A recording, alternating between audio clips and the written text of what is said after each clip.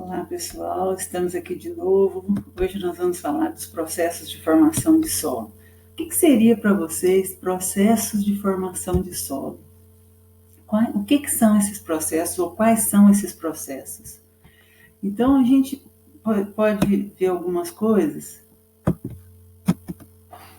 aqui, por exemplo. O que seriam esses processos de formação de solo? Nós temos os fatores de formação do solo, que é aquele que nós falamos na aula passada. Clor, MOT, clima, organismos, relevo, material de origem e tempo. Não é isso que nós combinamos? Clor, MOT, clima, clima, organismos, relevo, material de origem e tempo. Eles estão presentes aqui, ó. Observem, aqui nós temos o clima, a chuva, a água, o calor, a temperatura, atuando em cima de uma rocha. Então começa um processo de decomposição dessa rocha. Aí os organismos vêm, começam a crescer aqui os líquens, as algas começam a crescer aqui em cima dessa rocha, começam a liberar seus ácidos e aumentar ou espessar esse solo. E depois vai formar um solo desse tamanho aqui. Mas o que leva, quais processos ocorrem para que forme um solo desse tamanho ou um solo raso? Quais são esses processos? Bom, o primeiro processo que o solo sofre, ou que a rocha sofre, seria a transformação. O que seria transformação? O que é transformar para vocês? É transformar uma coisa em outra, não é isso? Isso é transformação. Então, transformação, a primeira coisa que acontece é romper a rede cristalina. Que rede cristalina que é essa? É a rede cristalina, as formações dos cristais. Eu mostrei para vocês o granito, por exemplo, ele tem os cristais bem visíveis. Tem que romper aqueles cristais, ou seja, quebrar. A rocha tem que quebrar. E ela, com isso, quando ela quebra, ela se modifica e muda e se transforma, certo? Depois, esses materiais que sobram ali têm que se transformar em minerais de argila. Ou seja, eles têm que se transformar ou formar novos minerais. Então, na rocha nós temos feldspato, biotita, etc. Esses minerais vão se transformar em minerais de argila, que são caulinita, esmectita, gibsita, guetita, hematita, etc. Tá certo? Então, isso são transformações que ocorrem no solo e que a gente chama de processos de formação de solo, processos primordiais de formação de solo, tudo bem? Bom, depois nós temos a decomposição da matéria orgânica. Quando a matéria orgânica se decompõe, vocês se lembram que ela passa de ácido fúlvico para ácido úmico e depois para almina. Essa transformação que ocorre, ou a decomposição dessa matéria orgânica, a gente chama de processo de transformação também. Tudo bem? Bom, remoção. O que seria, então, remoção? Vocês lembram quando a gente viu no solo litólico e cambissolo que eu falei que a remoção ou a erosão era maior do que a pedogênese? Vocês se lembram disso? Então, porque a remoção é um processo que forma solo. Então, um exemplo que nós temos de remoção é, por exemplo, a erosão que nós estamos falando aqui agora. Então, a erosão que remove o solo é um exemplo de um processo de remoção. Então, nos solos que nós vimos até agora, no solo litólico e cambissolo, predomina o processo de remoção, tá certo?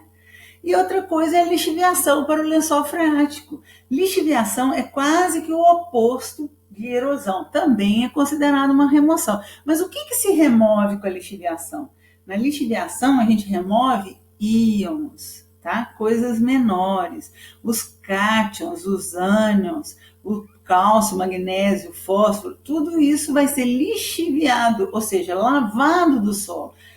Os minerais permanecem ali, caulinita, gibsita, mas vai lavar, esses minerais vão ser lavados e vai ir para a solução do solo. Isso a gente chama de lixiviação, mas também uma espécie de perda, porque os minerais que estão no solo vão perder ou vão ser removidos daquela parte do solo. Então, exemplos de remoção seria lixiviação e erosão, tá certo? E exemplos de transformação, voltando, ruptura da rede cristalina, gênese de minerais de argila e a decomposição da matéria orgânica, tá? Bom, e translocação? O que seria translocação? Translocação, pessoal, é a eluviação. A palavra eluviação lembra exportação, não é isso? Eluviar é exportar. Então, exportação de materiais do horizonte A ou E, dos horizontes superiores, para o horizonte B, certo? Então, isso é um tipo de translocação, está translocando dos horizontes superiores para os horizontes inferiores. Outro exemplo de translocação, dentro do perfil, ou seja, em locais que chove pouco, por exemplo, os sais sobem no solo, e aí se movimenta de um lugar para o outro, então eles estão translocando, tudo bem? Muito bem, então exemplos de processos primordiais de translocação seria esse que a gente falou. E além desses, o que seria mais? Adição. Lembra que o que é removido de um lugar cai em outro, não é isso? Então, esse que caiu ali vai ser o quê? Adicionado. Então, o solo que sofreu remoção, ele sofreu remoção, e o de baixo recebeu adição. Tá certo? Então, pode ser a sedimentação ligeira ou a incorporação de matéria orgânica no solo. Então, quando a matéria orgânica se torna solo, que ela fica umina, ou seja, que ela não mais se degrada, nesse caso, houve uma adição da matéria orgânica ao solo. Ok, pessoal? Bem entendido esses processos? Foi Simonson, em 1959, que descreveu esses 4 processos primordiais de formação de solo: transformação, transformação, remoção, translocação e adição. Esses 4 são chamados de processos primordiais de formação de solo. Bom, é porque um desses 4 tem que ter ocorrido para formar solo, certo? Tem que ter ocorrido, por isso eles são chamados de primordiais. Mas dentro desses 4 nós temos classes de processos, ou seja, esses processos primordiais se subdividem em classes de processos. Vamos ver? Primeira classe de processo que nós temos é a chamada de podzolização. Esse nome é porque antigamente o solo se chamava podzol. Podzol eram solos que havia diferença de cor, nós vamos mostrar aqui agora. Então, o que é essa classe de processo podzolização? É a translocação de materiais dos horizontes superiores para o horizonte B, ou acumulando no horizonte B. Então, quais os horizontes superiores? A e E, não é isso? Então, que materiais é esse que pode ser translocado? Vocês já pensaram? O que pode translocar da parte superior para a parte inferior do solo? Bom, vamos lá. Primeira coisa seria as argilas. As argilas podem se translocar das partes superiores para as partes inferiores. Exemplo aqui, vocês conseguem ver nessa foto bem de pertinho? Olha, nós temos aqui um horizonte A, mais ou menos 20 centímetros. Depois nós temos um horizonte E aqui, ó. Esse aqui é o horizonte E, vocês estão acompanhando aí? Olha, então é bem arenoso, a gente consegue ver que ele é bem arenoso. O ideal seria vocês pegarem, para vocês sentirem isso, mas eu acho que dá para ver aqui. E aqui é bem argiloso. O que aconteceu? As argilas que estavam aqui desceram, foram translocadas para o horizonte B, certo? Então, migração das argilas dos horizontes superiores para os horizontes inferiores. Aqui nós temos uma outra foto que dá para ver também. Aqui em cima, horizonte A, esse branquinho, horizonte E, e esse vermelho aqui de baixo é o horizonte B, que recebeu as argilas que foram translocadas desses horizontes A mais E. Tá certo? Essa foto aqui foi tirada aqui em Campo Belo. Para o pessoal que é daqui de perto, pode ver isso aqui no barranco do lado esquerdo que nós temos. Essa daqui já foi tirada no Espírito Santo, tá? Bom, outra classe de processos pedogenéticos seria a latolização. O que seria latolização? Quando eu digo que um solo sofreu latolização, quer dizer que ele sofreu remoção acentuada de bases e sílica. O que quer dizer isso? Perdeu bases. O que são as bases? Onde é que elas ficam? Lembra da tabela periódica? As bases ficam na coluna 1A e 2A. Então, as bases são cálcio, magnésio, potássio, essas são as bases. Então, uma remoção acentuada dessas bases, o que significa para a gente? Significa que está perdendo os nutrientes. Então, o solo que sofreu podisolização, obviamente, ele é pobre em nutrientes, ou seja, ele é pouco fértil. Entenderam que isso aqui, essa definição, nada mais é do que a explicação do que seria o processo?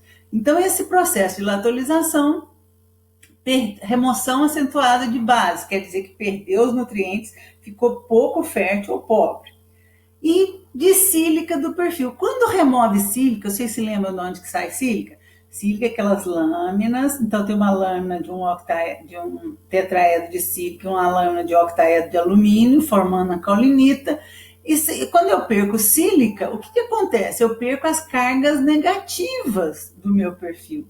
Se eu perco cargas negativas, o que eu estou perdendo? Ou o que acontece com um solo que não tem carga negativa, ou que tem poucas cargas negativas? Ele tem baixa CTC, baixa capacidade de troca de cátions. Então, os solos que sofreram latolização, eles têm baixa capacidade de trocar cátions, ou seja, ele já tem pouco cátions porque perdeu as bases. Ainda por cima, ele tem poucas mãozinhas, porque as cargas nada mais são do que as mãozinhas do solo, lembra?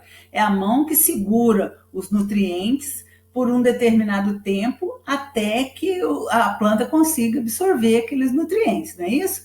Então, se eu estou dizendo que tem pouca mãozinha ou pouca carga, quer dizer que tem baixa CTC, ou seja, não tem lugar no solo para os nutrientes se alojarem, tá certo? Então, quando eu trabalho com solos que sofreram latolização, eu tenho que pensar nessa capacidade de troca catiônica baixa deles, porque isso é uma regra, tá certo? Após a transformação, lembra lá de trás? O que seria transformação? Transformação é um nutriente transformar em outro.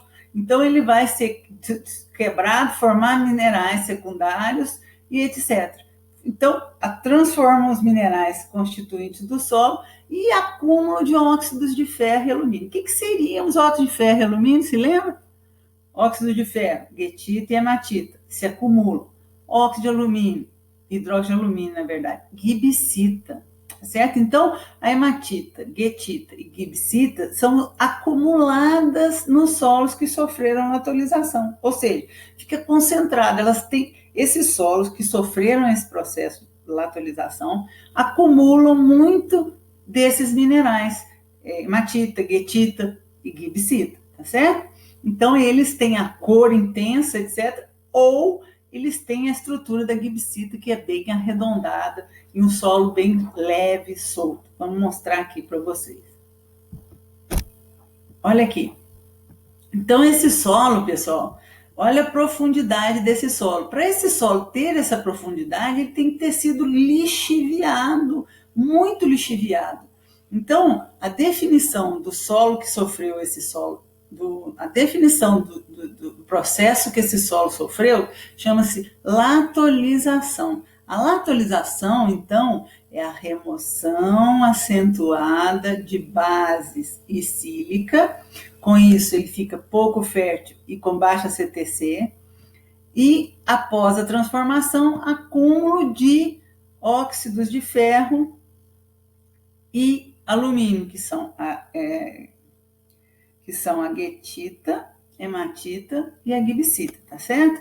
Então, nos latossolos, quais minerais a gente espera encontrar? Principalmente hematita, guetita, gibsita, até caulinita. A gente nunca vai encontrar esmectita num solo desse, porque ela já se transformou em outra coisa, tá certo? Então, os solos muito profundos indicam pra gente que foram muito lixiviados, muito lavados, perdeu muitos nutrientes, perdeu muita capacidade de trocar cátions, e aí eles vão ficando muito pobres quimicamente, tá certo? Mas, por outro lado, como acumula esses óxidos de ferro e de alumínio, eles vão melhorando fisicamente.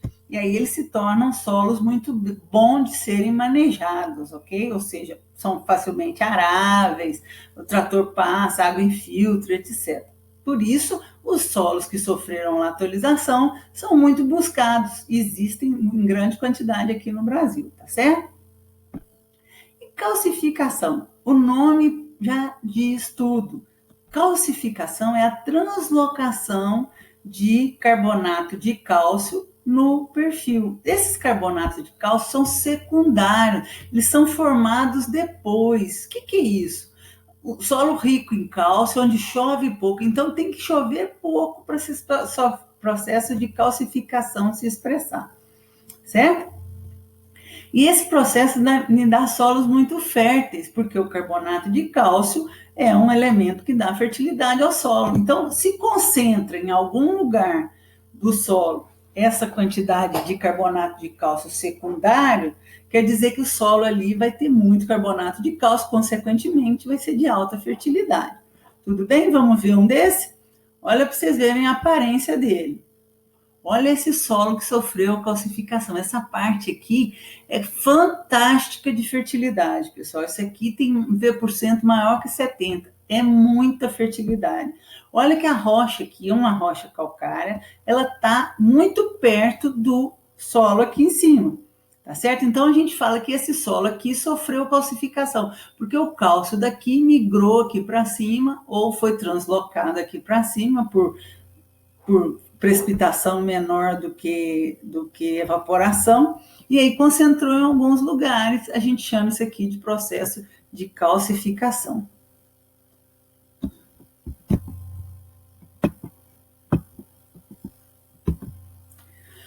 Outro processo é o hidromorfismo. Hidromorfismo a gente vai ver bem esses dias por aqui. Nós vamos ver que nós vamos lá na várzea. O que seria então hidromorfismo? É a transformação pela água. Então, é o excesso de água tampa os poros do solo e aí vai faltar oxigênio. Vocês lembram, já viram em várzea que o solo fica fazendo assim, ó, as borbolhas? Aquilo é a água ocupando o espaço do ar e liberando o ar para cima. Então, o que está acontecendo? Está tampando, ou seja, está faltando oxigênio, porque o ar saiu dali e foi ocupado pela água. Então, nesse caso, o que acontece com o solo? A matéria orgânica se decompõe lentamente porque falta oxigênio. Nós já comentamos que a matéria orgânica precisa de oxigênio para ser decomposta, então ela ocorre uma acumulação dessa matéria orgânica porque ela não é degradada, não é decomposta, e aí ela fica acumulada lá, certo? E aí, além disso, ocorre a redução do ferro, que vocês lembram quando nós vimos em cor, o que seria a redução do ferro? Então, redução do ferro, pessoal, é o ferro 3 passar para ferro 2. Se vocês se lembram bem, ferro 3 é hematita e guetita, não é isso? Então, hematita e guetita são ferros oxidados, eles são mais 3, então por isso a gente chama eles de ferro 3. Esse ferro 3, sob condições de baixa